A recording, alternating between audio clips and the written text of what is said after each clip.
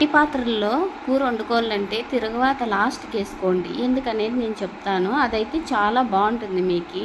నేనైతే బఠానీలు కూర చేస్తున్నాను. దీనికి కావాల్సినవి కొత్తిమీర, తెల్లవాయలు, అల్లము, చెక్క, లవంగాలు తీసుకున్నాను. కొంచెం కొబ్బరి వేసుకున్నాను, ధనియాలు వేసుకున్నాను, ఏంచి పక్క పెట్టుకునేవి. ఇవన్నీ మిక్సీ పట్టి పక్క పెట్టుకుందాము.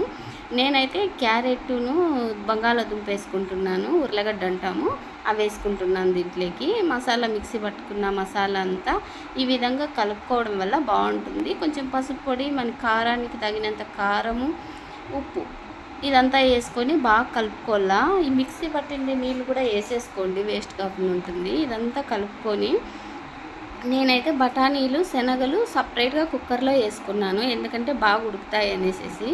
చూడండి, కొద్దిగా ఉప్పు వేసుకొని ఉడకబెట్టుకున్నాను. ఇవి చూడండి ఉడికిపోయినాయి, బాగా ఉడికినాయి. ఈ విధంగా ఉడకబెట్టుకోవడం వల్ల మనము ఎక్కువసేపు ఉడకబెట్టుకోవాల్సిన అవసరం ఉండదు.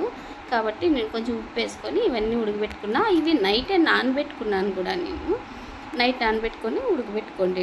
ఇవన్నీ వేసి చూడండి ఈ విధంగా తగినన్ని వాటర్ వేసుకొని దీంట్లోకి కలుపుకున్నామంటే మనం ఫస్ట్కే రెడీ చేసుకున్న మసాలాలకి బాగా సెట్ అయిపోతుంది. ఇప్పుడు మనము ఇది ఉడకబెట్టుకునేకి కుండని పొయ్యి మీద పెట్టుకుందాము. చూడండి ఈ విధంగా మూత పెట్టి ఉడకబెట్టి నేనైతే దోశలేకి చేసుకుంటున్నాను. దోశలేకి మసాలా కర్రీ ఏదైనా కూడా బాగుంటుంది కదా. నేనైతే నార్మల్ దోశ అంటే మనం మందపాటి దోశలు వేసుకుంటాం కదా, ఆ విధంగా మందపాటి పెనం మీద దోశ వేసుకుంటున్నాను. ఇవైతే చాలా టేస్ట్ ఉంటాయి. నాన్ స్టిక్ అట్లా దాంట్లో కన్నా ఇవి బాగుంటాయి అనేసి. చూడండి ఈ విధంగా ఉడుకుతుంది కూర కూడా. దోశ అయిపోయేలాగా కూర కూడా అయిపోయింది నాకు. ఈ విధంగా ఉడుకుతుంది. తిరగవాత ఎందుకు లాస్ట్లో వేసుకోవాలా అంటే మట్టి కుండలు ఆయిల్ని పీల్చేస్తాయి, ఎక్కువ పీల్చేస్తాయి. కాబట్టి మనం లాస్ట్లో వేసుకుంటే టేస్ట్ ఉంటుంది. ఆయిల్ కూడా ఎక్కువ పీల్చవు కుండలు, అందుకు నేను లాస్ట్లో వేసుకున్నాను. మీకు నచ్చినట్లయితే నా ఛానల్ లైక్ చేయండి, షేర్ చేయండి, కామెంట్ కూడా చేయండి. మరిన్ని వీడియోల కోసం నా ఛానల్ని సబ్స్క్రైబ్ చేసుకోండి. Thank you so much. సూపర్గా వచ్చింది కూరను దోశ. మీరు కూడా ఎప్పుడన్నా ఈ విధంగా ట్రై చేయండి, చాలా టేస్టీగా ఉంటుంది.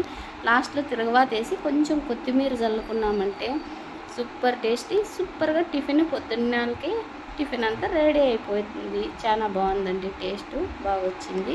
మీరు కూడా ట్రై చేయండి దోశలకి ఈ విధంగా ఎప్పుడన్నా కానీ. చాలా టేస్టీగా ఉంటాయి. రకరకాల చట్నీలు అవి వండుతుంటాం కానీ ఇది కూడా చాలా బాగుంటుంది.